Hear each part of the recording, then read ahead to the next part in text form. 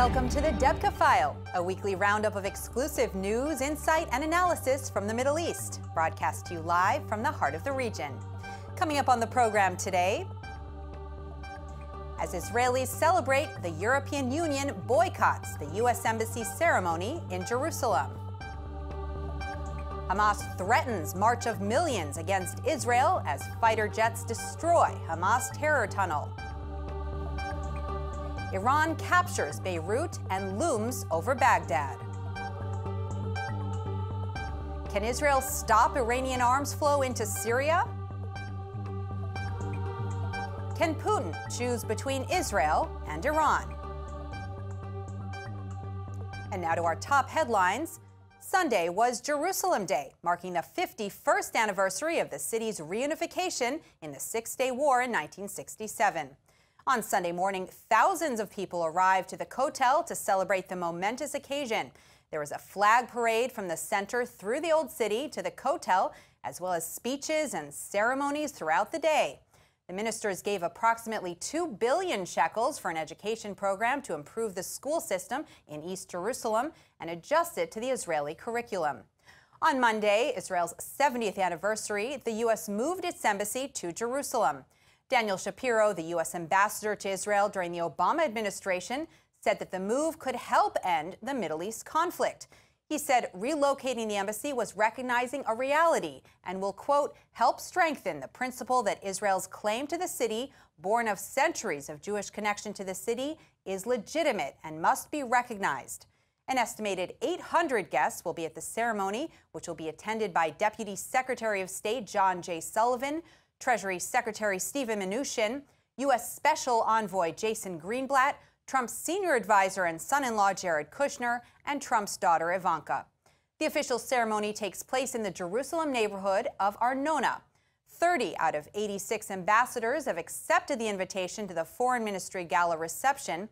Many European Union ambassadors are boycotting the event, however, except for Hungary, the Czech Republic, Austria, and Romania. Hamas has threatened to break through the Gaza-Israel border and ignite outbreaks in Palestinian centers to protest against the U.S. Embassy move. In response, Israel was on maximum security alert throughout the day.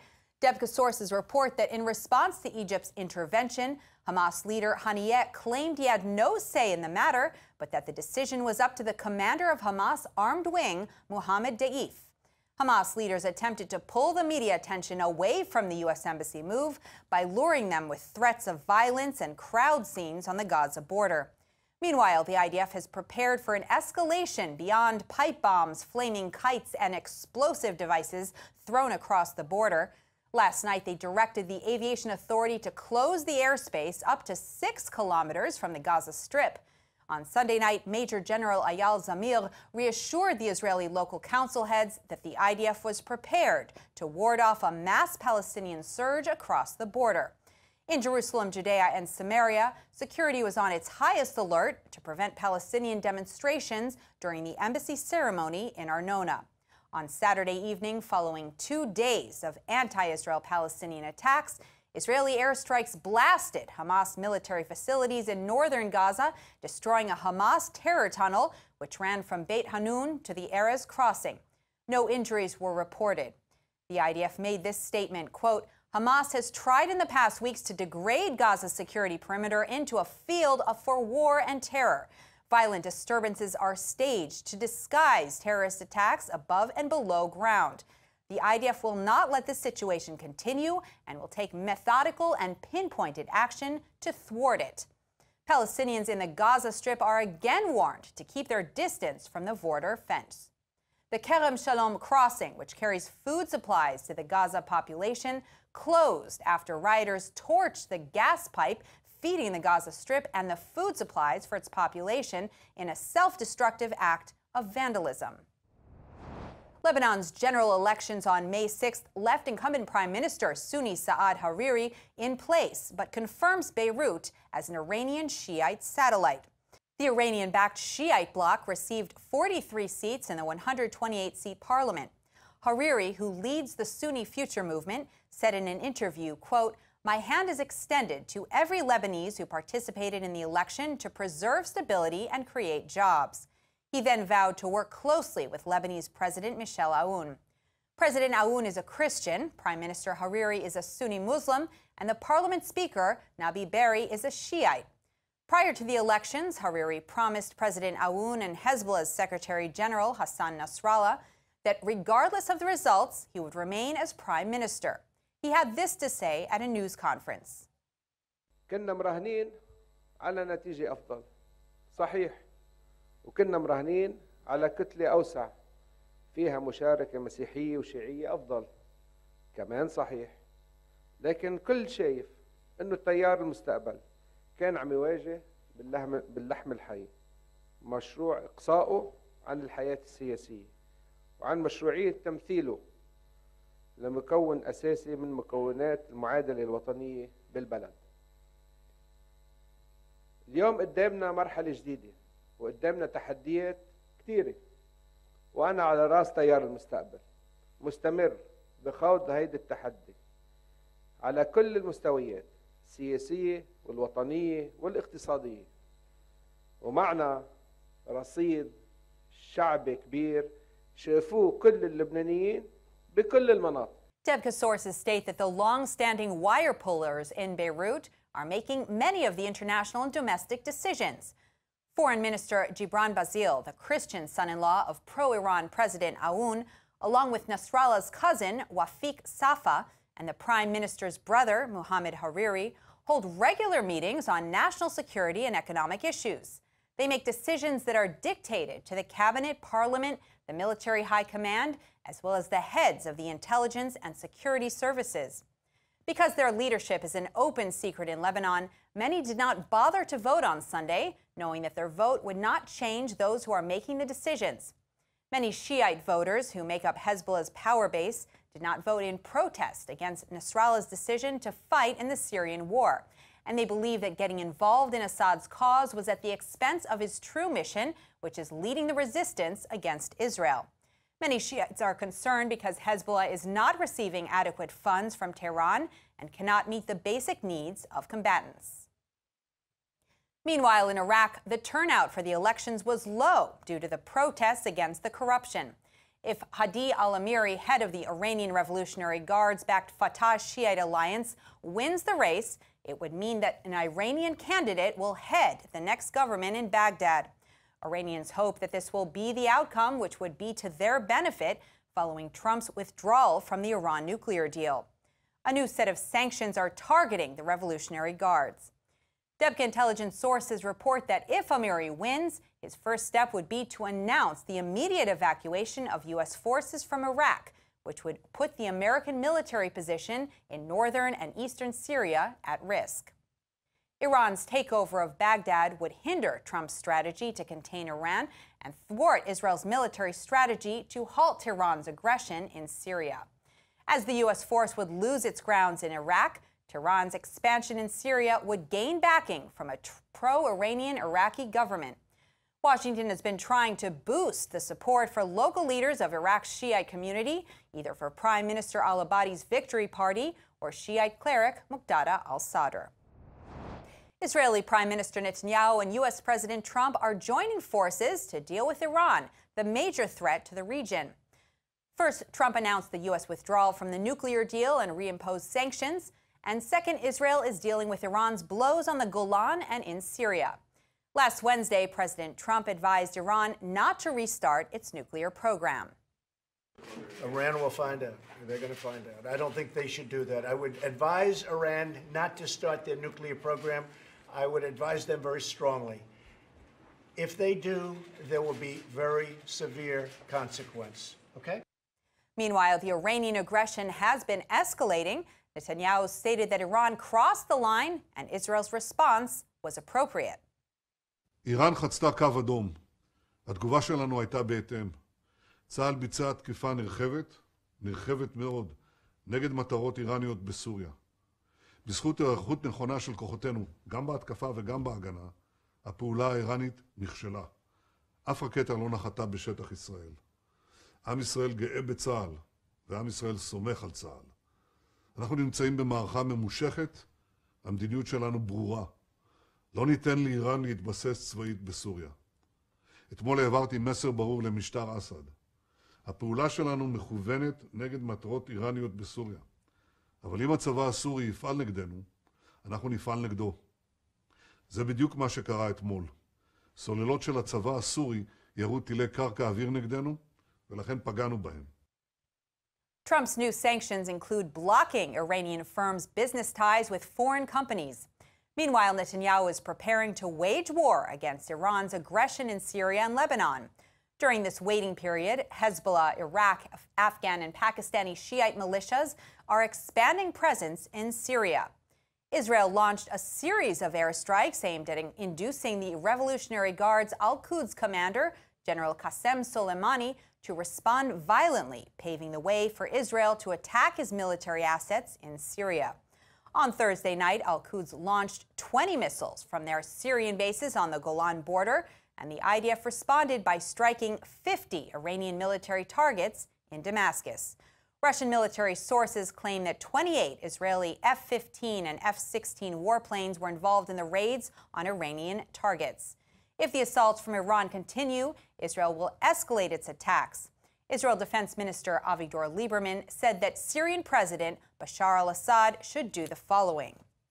מסר לאסד, תעיף את האיראנים, תעיף את קאסם סולימאני וכוח קודס, הם לא עוזרים לך, הם רק פוגעים, ומכל הנוכחות שלהם יהיו אך ורק בעיות ונזקים. תעיפו את האיראנים ואפשר באמת פה לעבור אולי לחיים אחרים. Debka military sources have discovered several risks in Israel's tactics. Iran could move forward with a missile war on Israel. Iran could send Hezbollah and its 120,000 rocket arsenal into war with Israel, which would then invade Lebanon to destroy Iran's army and weapons. By focusing its air defense weapons in the Golan, Israel could be leaving the Gaza Strip exposed to missile attacks. Meanwhile, Iran is continuing to send weapons and fighters to Syrian airfields. The only way to stop this is if Israel downs Iranian freighters or if Moscow prevents them from landing at airfields, which they share with Russian Air Force units. Until this happens, Iran can continue building military routes in Syria. President Trump is following through with his decision to pull U.S. troops out of Syria, but has agreed that abruptly removing them could leave a vacuum in the region. According to Debka military sources, Trump has asked Defense Secretary Jim Mattis and CENTCOM Commander General Joseph Votel to put together an allied force to replace the U.S. troops in Syria. Votel had this to say in regards to Iran's attempts to strike Israeli targets. I'm certainly aware of the tensions that are playing out in Syria between Iran and Israel, and we condemn the Iranian missile attacks that took place last night, fired into the Golan area and attempting to strike the population in Israel. This is unacceptable, and it's highly dangerous, and it is raising the stakes and the opportunity for miscalculation and conflict in this region. And we can only hold Iran, and in particular the Iranian Revolutionary Guards Corps, the IRGC, responsible for this. They are the principal element that is responsible for this type of facilitation. So, with us to discuss this is Yehuda Ben-Meir, Senior Research Fellow at the Institute for National Security Studies and former Deputy Foreign Minister. Thanks for joining us today. It's my pleasure. So what are the next possible U.S.-Israel steps to be decided in Syria? Well, first of all, in Syria, it's not Israeli-U.S., but primarily Israel. As you know, the United States is not active in Syria, unfortunately and regrettably. So the Israeli actions in Syria basically are unilateral Israeli actions.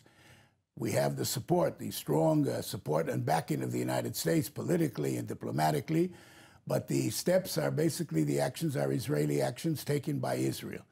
The next steps depend, of course, upon what the Iranians will do. I think the Iranians have seen that Israel is very serious in the red lines that it has made and intends to take all the necessary action to implement them. In other words, to prevent a significant Iranian military presence in Syria. A lot of that presence was destroyed in the attack that Israel undertook last Thursday morning. And the question is now what the Iranian response will be in Syria, and Israeli actions will, of course, be dependent on what the Iranians will do. Do you think Trump's new U.S. sanctions will toughen Iran's hardline or force the Ayatollahs to the table? That's a $64,000 question. It's hard to say. All I can say is that we know from past experience the Iranian regime is a fascist, fundamentalist regime, a cruel regime, which is not hesitant to use terror all over the world. And the past experience shows that usually this regime is willing to take all drastic steps in a hardline position. So I would imagine that in the short term, certainly we should not expect that Iran will be ready to renegotiate the agreement or to negotiate a new agreement, and probably will try to take a hardline stance and many hardline statements. In the long perspective, over many months, depends a lot on what will develop between the United States and the other countries, mainly the European, Britain, France, and Germany, not only as far as the agreement. At the moment, the agreement exists. All the other parties continue to abide by the agreement, except for the United States. And the question is if the United States will be able to bring the other parties to also be part of a new serious sanction regime against Iran. And this is an open question, which is very hard to say today. Do you think Iran will go back to enriching uranium? I don't think they'll do so in the immediate future. Certainly, if they're smart, they wouldn't do it. I think that we see that Iran now is trying to keep the agreement alive and is trying to convince the other countries involved, and other 6 countries involved. It's Russia, China, Britain, France, and Germany, and the EU. So far, all of them have said that they remain in the agreement. So I think that Iran has a vested interest in trying to keep the agreement going and trying to prevent the other parties to join the United States in a new sanction regime. So evidently, they're not going to start now to enrich uranium. If, on the other hand, the Europeans do agree to go along, which today they say they won't, but agree to go along with American sanctions, which will become more difficult, this is a possibility. Do you believe Moscow will cooperate with Israel to prevent Iranian weapons from landing at Russian shared airfields? Well, this is a very important question because to the best of my knowledge, so far they have not landed in actual Russian airfields in Syria. If Russia will permit Iranian airplanes, to land in a Russian airfield in Syria, this, of course, will pose a serious problem for Israel. Israel is coordinating with Russia to prevent any clash between the two. Israel does not want any, of course, clash with Russia and doesn't want to harm any of the Russian personnel in Syria. I doubt whether Putin will be ready to do it because this would put him clearly siding with the Iranians against Israel's position. At the moment, Russia is trying to take a middle position. Yeah. So I would imagine it wouldn't happen. If it would again be a serious change in the situation, which will compel Israel to think very hard on what their response will be. That's Yehuda Ben Meir. Thank you very much for your insight today. You're welcome. Russian President Vladimir Putin welcomed Netanyahu as the guest of honor at the Victory March, marking the 73rd anniversary of Nazi Germany's defeat. Netanyahu and Putin laid wreaths together at the tombs as the Russian and Israeli national anthems were played. After the celebration, the two leaders discussed the escalating situation in Syria and its evolution into the Iranian crisis. Netanyahu requested that Putin instruct Russian Air Force commanders in Syria to deny Iranian air freighters permission to land in Syrian airfields. The prime minister brought a list of the Iranian surface missiles being imported from Tehran to Syria. זה לא יאומן, אבל 73 שנים אחרי השואה יש מדינה במזרח התיכון, איראן, שקוראת להשמדת עוד 6 מיליון יהודים. В это тяжело поверить, но 73 года после Холокоста у нас на Ближнем Востоке есть страна Иран, которая в открытую призывает к уничтожению государства Израиль. ההבדל הוא שיש לנו היום מדינה. Но есть разница в том, что было тогда и тем, что сегодня. У нас сегодня есть своя страна. אני מאוד מעריך את ההזדמנות לשוחח איתך על בעיות האזור, הניסיונות, כפי שאתה אומר, לפתור את המשברים, להסיר את האיומים, בצורה מושכלת, בצורה אחרת. Prior to Netanyahu arriving in Moscow, the Syrian military released a statement that said that a large Syrian cargo plane flew from Tehran to Damascus after Trump's Iran announcement. This proved that Iranian and Syrian flights would continue to bring missiles from Tehran to Syria. Until now, the Russian Air Force has not interfered with Israeli airstrikes in Syria or activated its air defense weapons against them. But now that Israeli counter-operations against Iranian targets are increasing, Putin must decide whether to continue with his policy of non-interference at the risk of losing Tehran as a partner in Syria. In addition, Moscow was recently given access to an Iranian military base at Hamadan, which shortens the journey of Russia's fighters to Syria. If Moscow cooperates with Israel in Syria, it risks losing access to this strategic Iranian base. And now for a roundup of this week's regional stories, the news in brief. Thousands of Israelis joined together in Rabin Square in Tel Aviv on Saturday night to celebrate Netta Barzilay's first-place win in the Eurovision Song Contest. This was Israel's fourth win in the annual showdown, watched by over 200 million people worldwide. This win guarantees Israel's right to host the pageant next year. Netanyahu wrote on his Twitter account, "Netta, you are a real kapara. You brought a lot of pride to the state of Israel next year in Jerusalem." Our song is about everybody, and we're the most happy people in the universe, and we're super proud of Netta. Thank you, Netta. Thank you, Netta. We love you. Guatemala will be moving its embassy to Jerusalem from Tel Aviv on Wednesday, just 2 days after the U.S. moved to Jerusalem. Guatemala was one of the few countries that backed Trump's decision to recognize Jerusalem as Israel's capital. Prior to 1980, Guatemala and a dozen countries had their embassies in Jerusalem. Paraguay has also announced it will open its embassy in Jerusalem by the end of May. A military chariot that belonged to Egypt's King Tut has been moved to a new museum near the pyramids. The chariot has been housed in the Military Museum in Cairo since 1987, but authorities have decided it would have greater impact at Cairo's Grand Egyptian Museum. The city of Cairo hopes that this move will inspire more tourists to explore the country. Tourism is one of the largest sources of foreign currency in Egypt, but has been struggling since the uprising of 2011. That's all for this week's edition of the Debka File. We'll be back with you next week for exclusive news, insight, and analysis from the Middle East. Thanks for watching.